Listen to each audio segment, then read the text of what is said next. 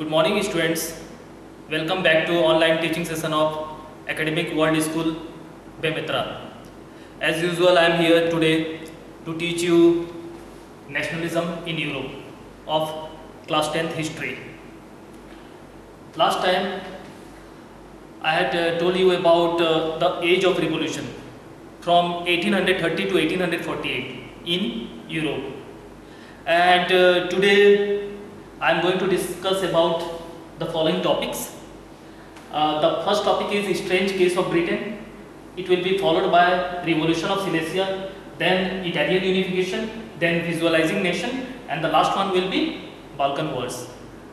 Okay, so let me start with the strange case of Britain. The name itself says strange case of Britain, means something strange must be associated with Britain. That's why it has got this title, strange case of Britain. Last time we had read about unification of Germany, and what common thing we had seen in unification of Germany? It had been united through war. In the same way, Italy was united through war.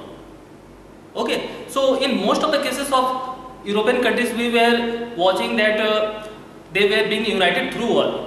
But formation of United Kingdom did take place not through the war, through something else. That I am going to say. Here, formation of United Kingdom took place through something else, and we are going to discuss about that something else. And that something else makes the case of Britain strange. Okay, so you can see from this diagram, you must draw this diagram, very important. It is clearly visible that which one is England, which one is Wales, which one is Scotland, and which one is Republic of Ireland, and which one is Northern Ireland. So you can see here England is there. Okay, and England was highly populated with Protestant Christians. From whom? Protestant Christians. So nationalist spirit developed in the mind of the people of England. Okay, last time we had read about that liberal nationalist, romantic nationalist imbibed the seed of nationalism in the mind of the people. Here also such kind of nationalism took birth. They started loving their country. They became devoted to their country. But at the same time, they developed the greed of acquiring other countries as well, neighboring European countries.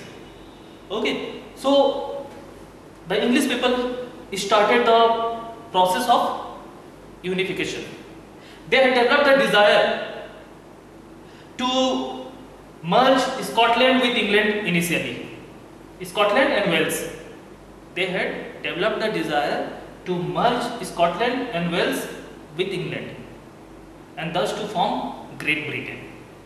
And to achieve this goal, the English Parliament passed an act, and it was called Act of Union 1707.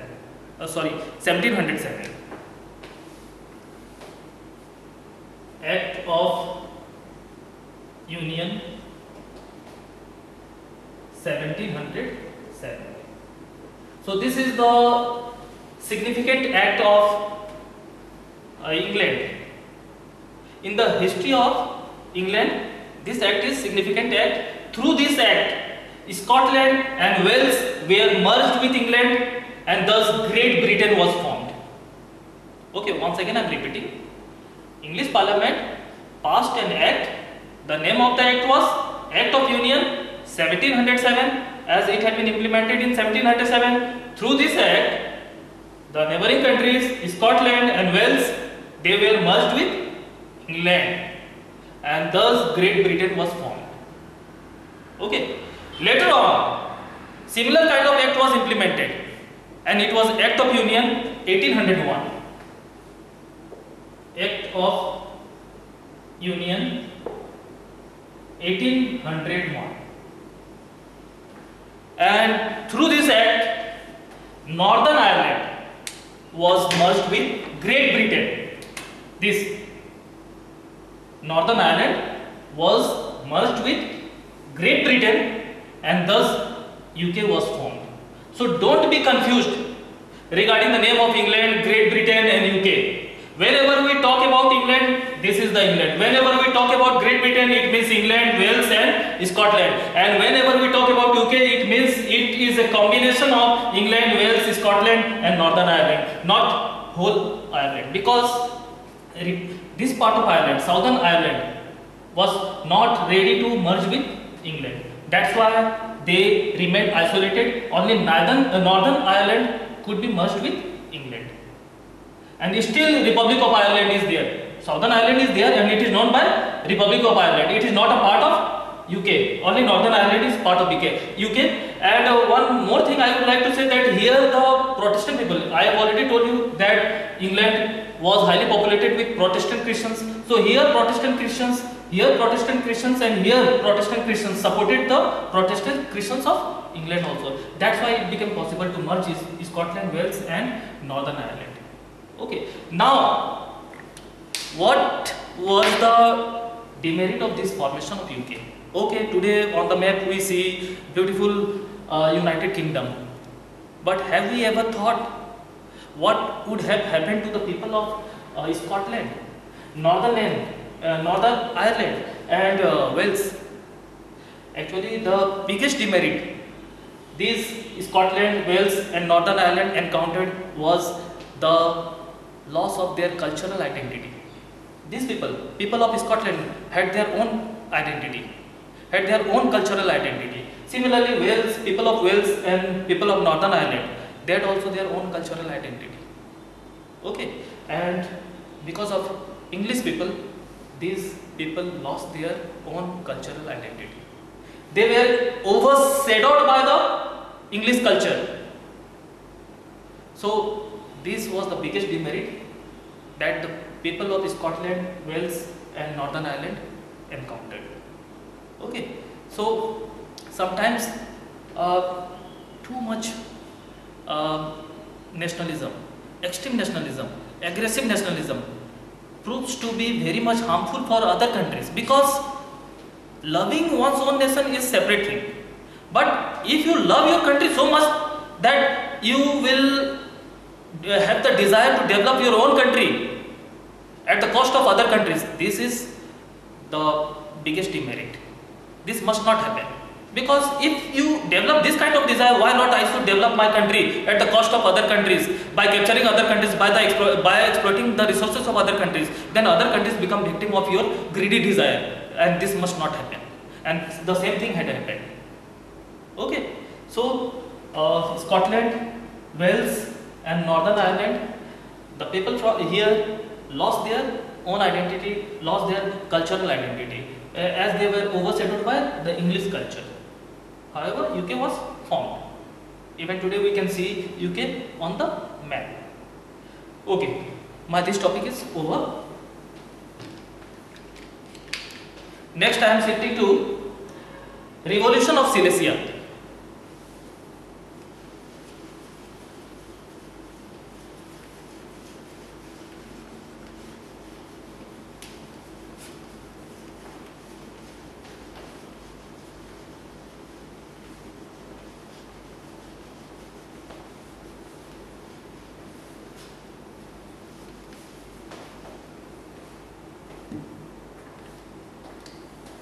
Revolution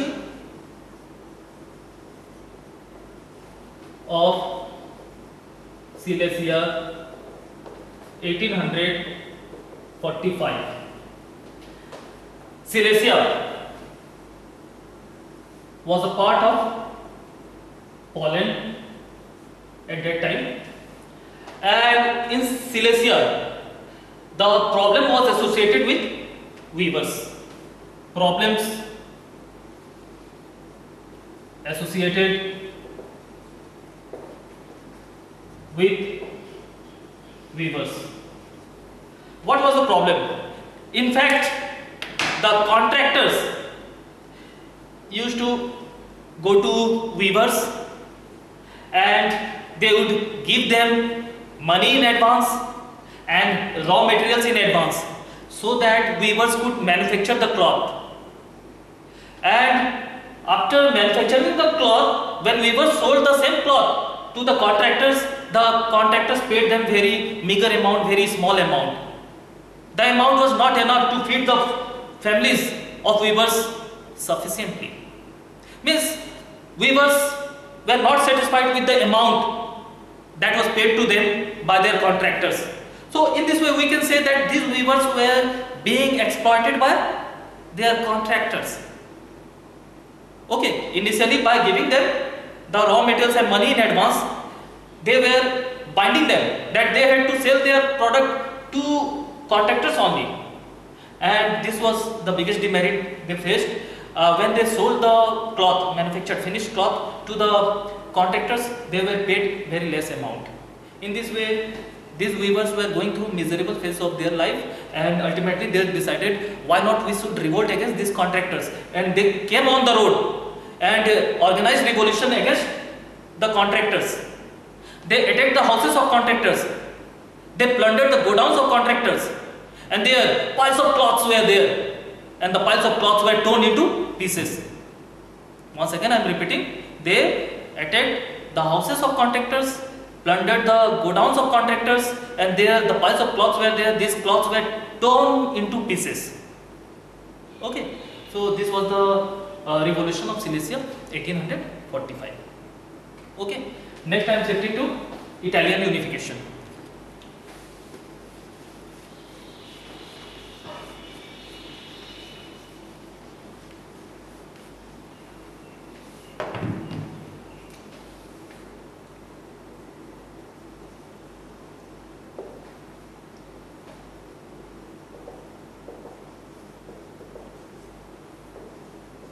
Italian unification. Initially, I would like to say that in the early 19th century, Italy was not a united Italy. It consisted of 7 independent states. It consisted of 7 independent states. Means Italy was not a united country. It was not a united nation. Let me draw the diagram. Suppose this is Italy.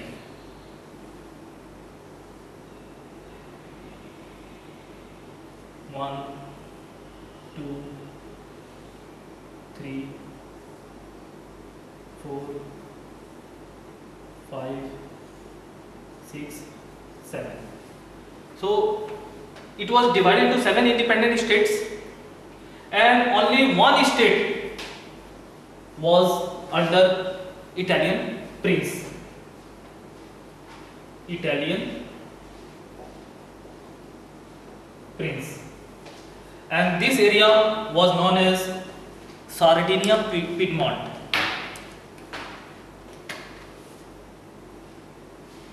Sardinia Piedmont. Okay, and the ruler was Italian prince, and rest of the states, state number 2, 3, 4, 5, 6 and 7, with the exception of one, they were under Spanish and Austrian controls. These were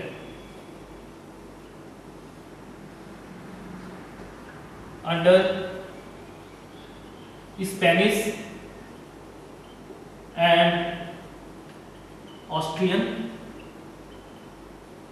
control.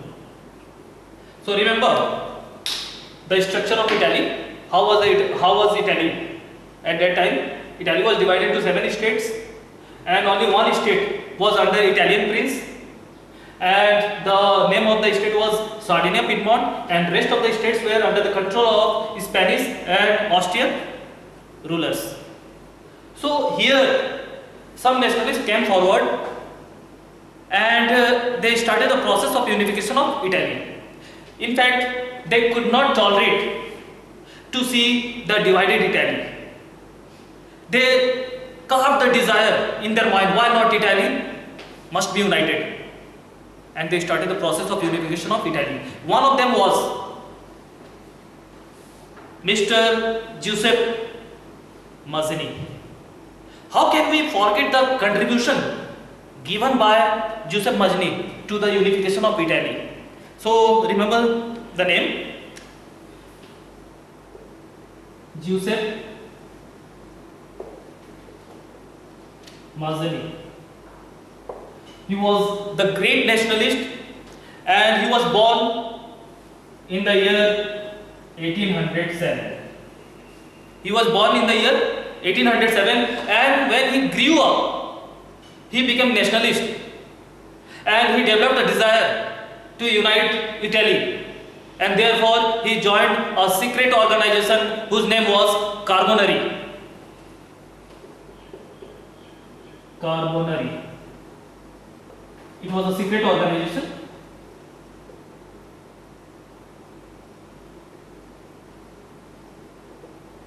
So remember, it was a secret organization, and through Carbonari he wanted to unite Italy.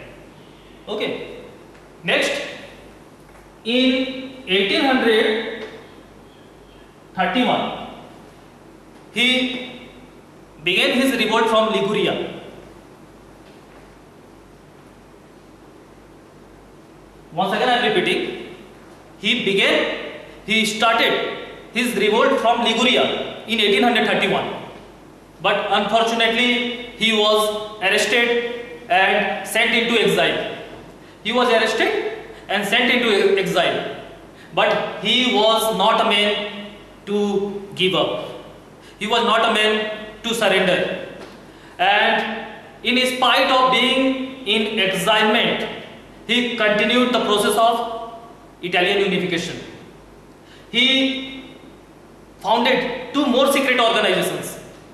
One was Young Italy,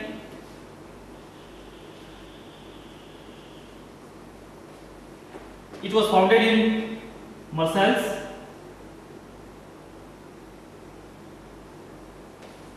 Marseille, remember one thing, Marseille is a place located in France, and Young Italy was founded in Marseille by Giuseppe Mazzini. Next, one more secret organization he did set up. It was Young Europe, and it was set up in Bern. It is located in Switzerland. It is the capital of Switzerland. So in this way he continued his effort, but unfortunately he could not be successful. So this is all about Giuseppe Mazzini. He was born in 1807. When he grew up, he joined Carbonari. Then in 1831 he started revolt from Liguria. He was arrested and he was sent into exile. Then when he was in exilement, he founded two more secret organizations. They were Young Italy and Young Europe. One more revolt took birth in Italy, and it was in 1848.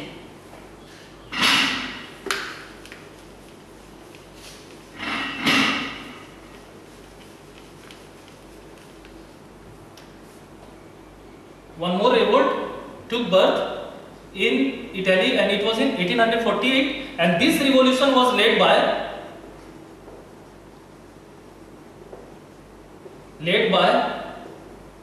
Charles Albert, who was the ruler of Sardinia Piedmont. Remember one thing I said to you, that out of 7 states, one state was there under the Austrian prince, under the Italian prince, and it was Sardinia Piedmont. So Sardinia Piedmont was being ruled by Charles Albert, and when Charles Albert realized that the previous movement organized by Giuseppe Mazzini had failed, then he decided, why not I should start the movement, why not I should start the process of unification of Italy, and that's why he started revolution. He organized revolution in 1848, but even this man was also suppressed by Spanish and Austrian forces. This man also could not become successful. Okay, now next, all the burden fell upon the shoulder of next ruler, Victor Emmanuel. After Charles Albert, Victor Emmanuel became the ruler of Sardinia Piedmont, and all the responsibility of unification of Italy fell upon the shoulder of Victor Emmanuel. Responsibilities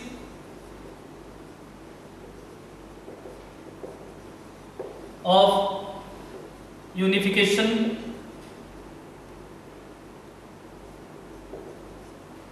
of Italy fell upon the shoulders of Victor Emmanuel. Remember, he was also the ruler of Sardinia Piedmont after Charles Albert. Initially, Charles Albert was the ruler, and he was followed by Victor Emmanuel. Okay, and then Victor Emmanuel also decided, I must start the process of unification of Italy. So, with the help of his chief minister, Cavour, he started the process of unification of Italy. So, my next point is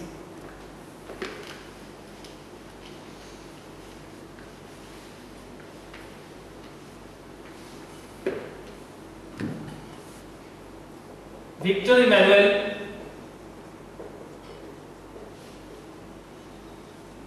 and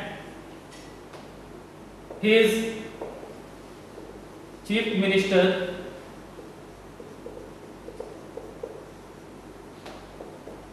together with their military started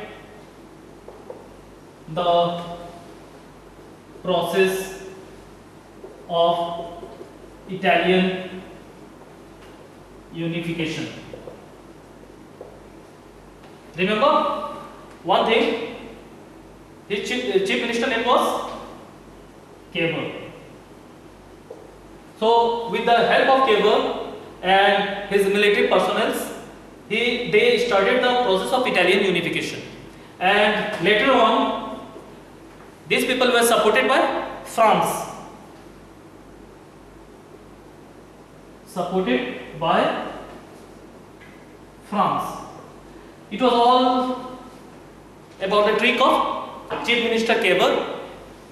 Chief Minister Cavour was a very good diplomat, and he applied his own brain and entered into an alliance with France, and thus decided why not we should take the help of France, and thus Victor Emmanuel and Cavour were cooperated by France. They were supported by France. Now the power of Victor Emmanuel's side multiplied exponentially.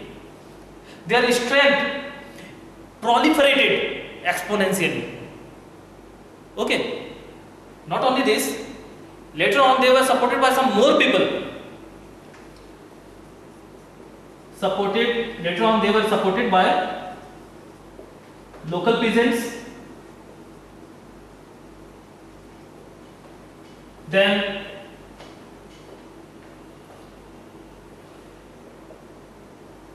one more great personality was there. His name was Giuseppe Garibaldi.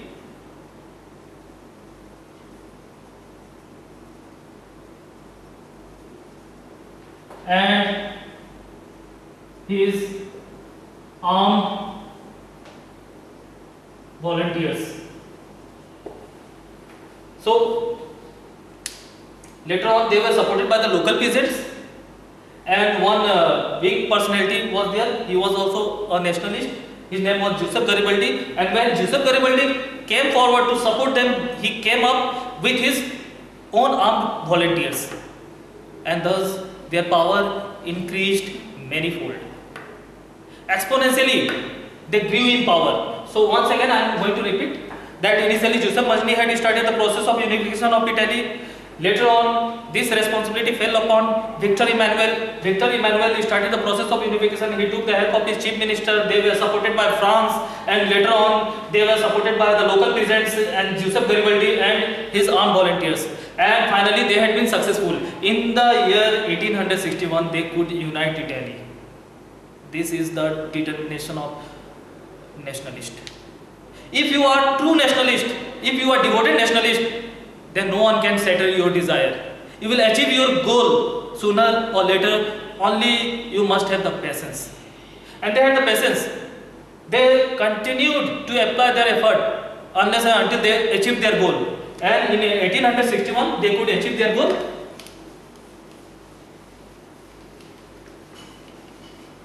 In 1861, they became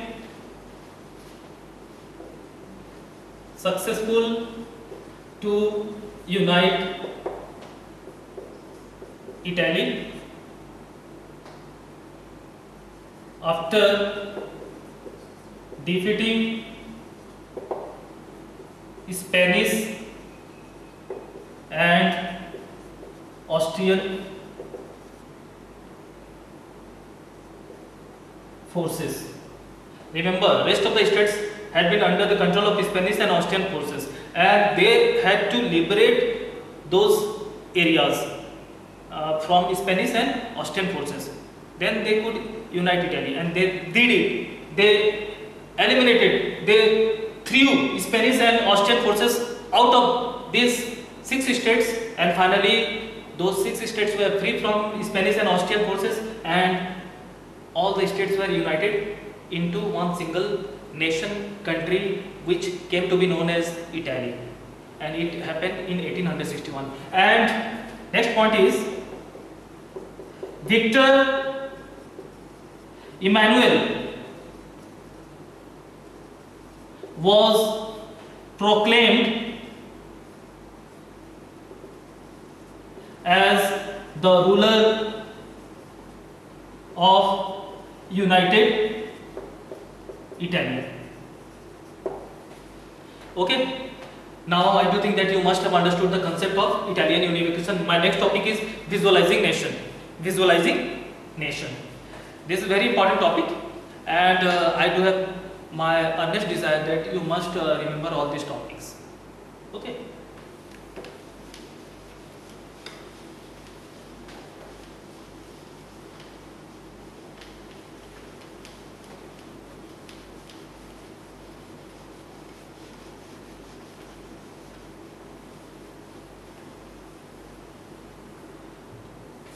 My next topic is visualizing nation.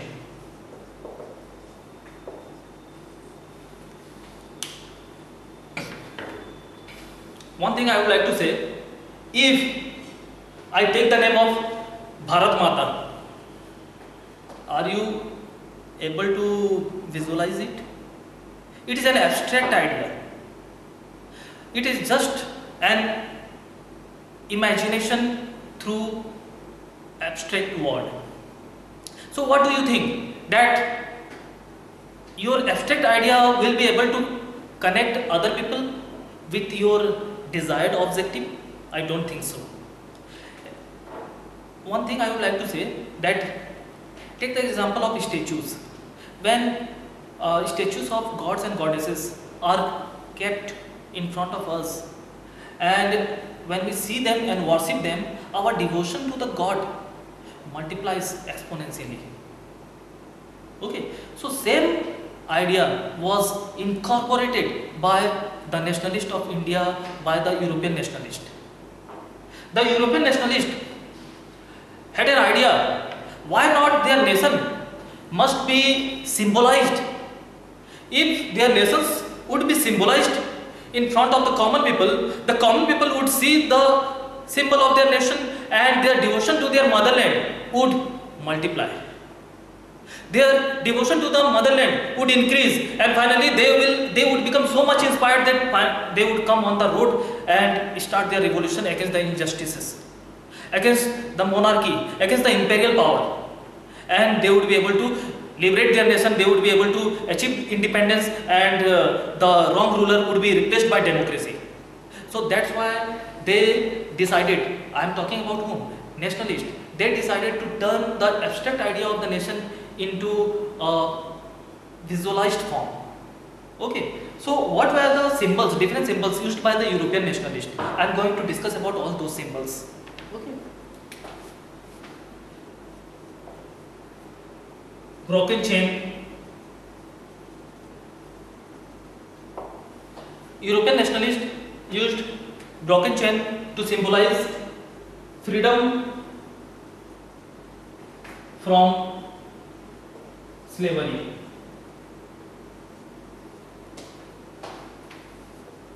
Likewise, they used red cap to symbolize liberty. They used blindfolded women, blindfolded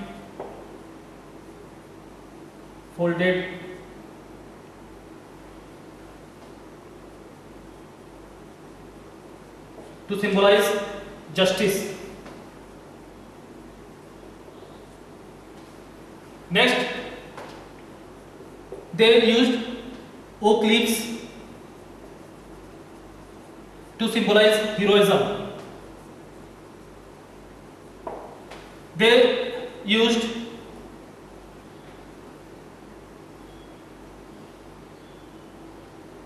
rising sun to symbolize the beginning of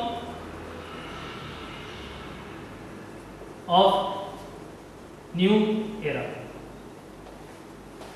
Okay. They also used cockade to symbolize revolutionary feeling.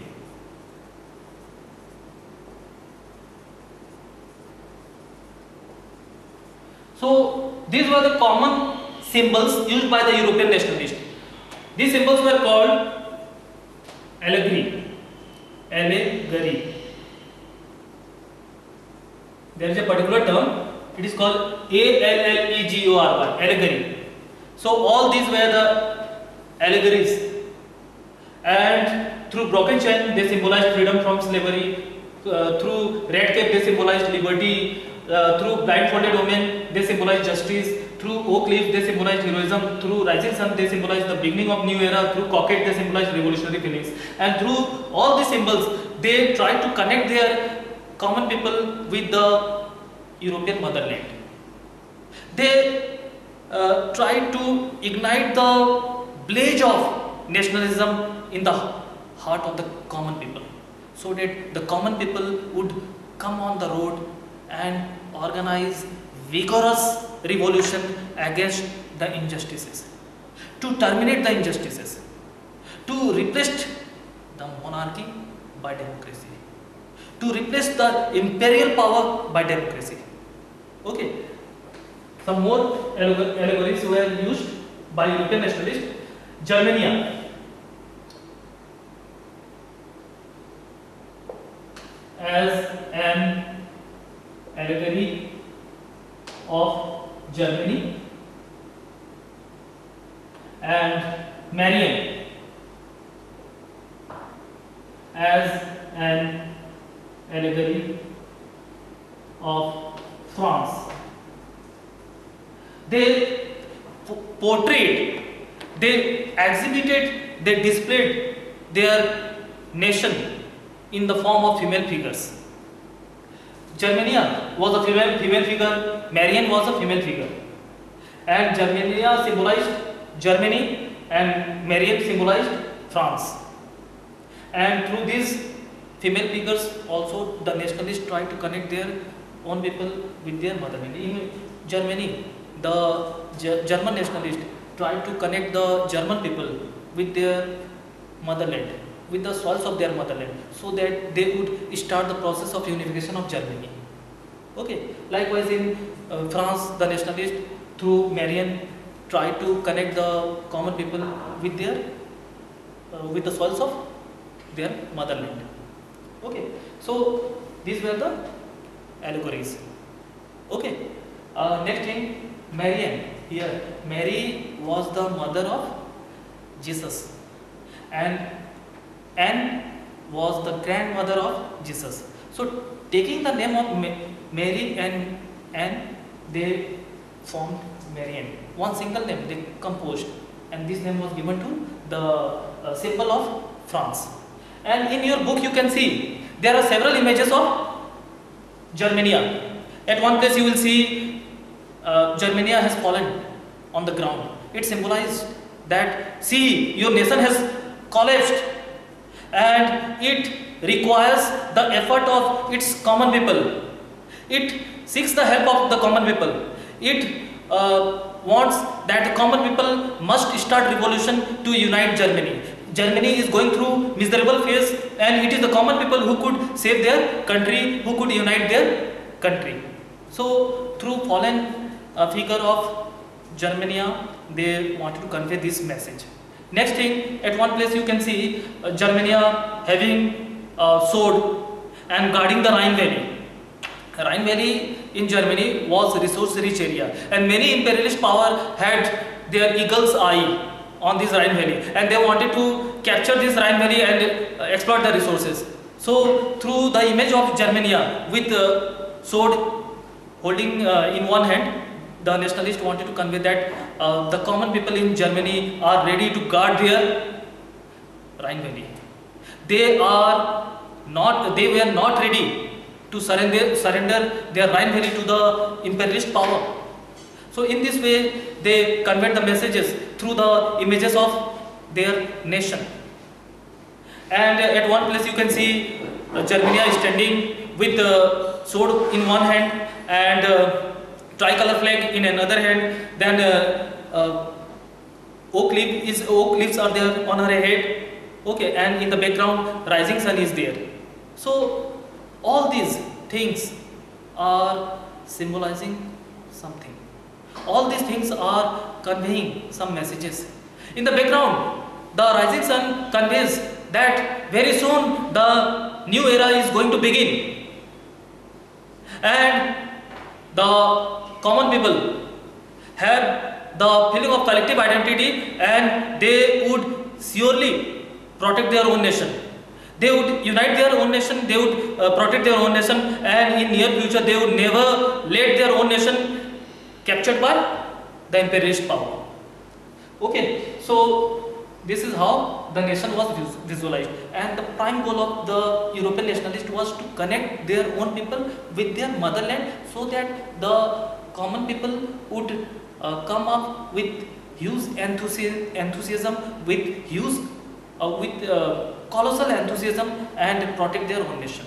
So this was the prime goal of European nationalists, to connect the common people with their motherland, and people would fight for the unification of their country. People would start the revolution to replace the monarchy by democracy. People would start the revolution to throw out the imperial power from their country. My next topic, Balkan Wars.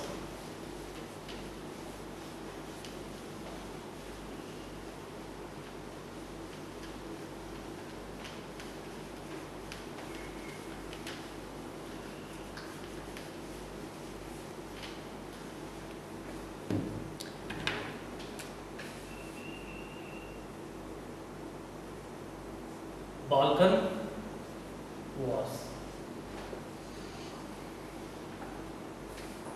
Here the basic topic is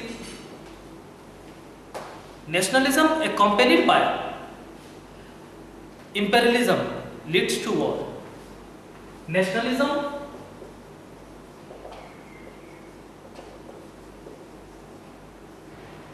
accompanied by imperialism leads to war.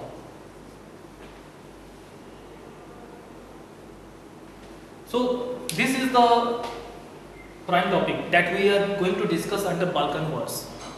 Okay, nationalism accompanied by imperialism leads to war. Let me draw the diagram. Initially, I would like to explain about what are Balkan areas. Ottoman Empire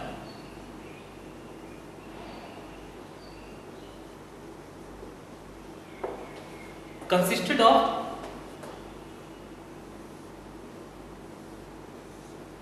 Eastern European countries and Asian countries. Suppose these are Asian countries. Asian countries. And these are Eastern European countries.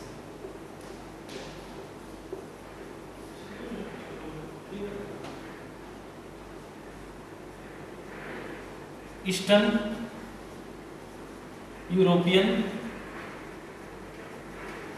countries.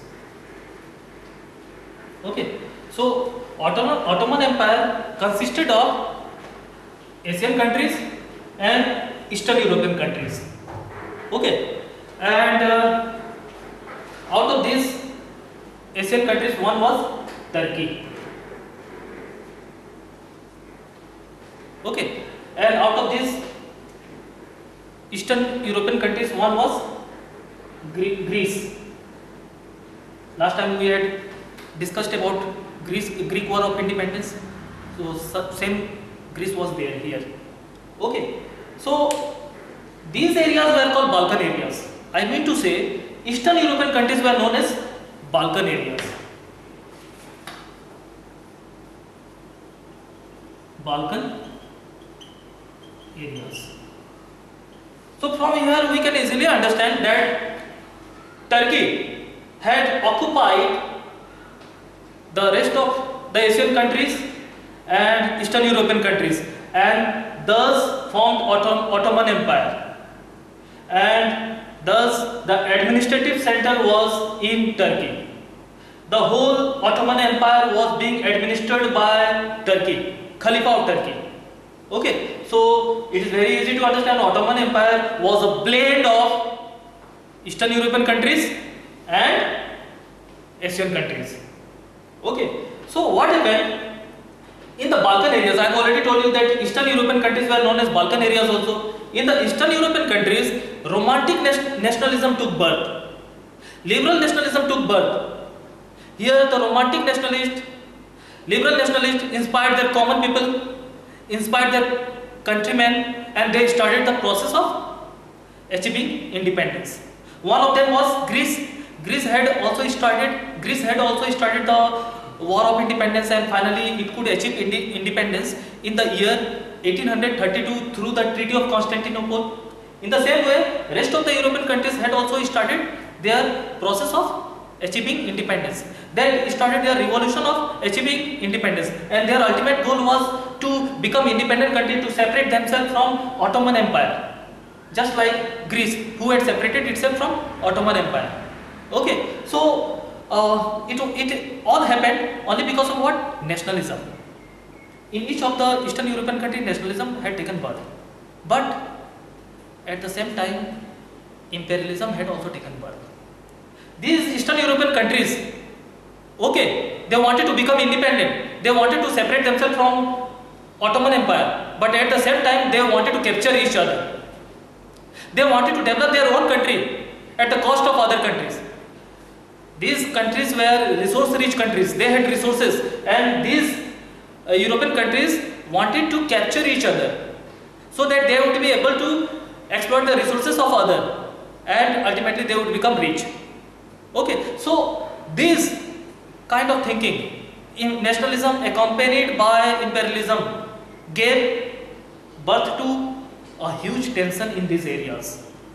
On the other hand, there were big powers like USA, Russia, France, Germany, Austria. These countries also wanted to capture these areas because of these countries were having huge resources. Okay, so number one, these countries wanted to achieve independence. They wanted to separate themselves from Ottoman Empire. Second, they wanted to capture each other. And third, big powers also wanted to capture these areas. All these factors led to the birth of huge tension, a colossal tension, and gradually over time, with the passage of time, this huge tension turned into First World War. The war that began in 1914 and continued till 1918. So history has witnessed whenever there has been combination of nationalism and imperialism, it always leads to war. And the good example is First World War. We do have very good example, and it is First World War.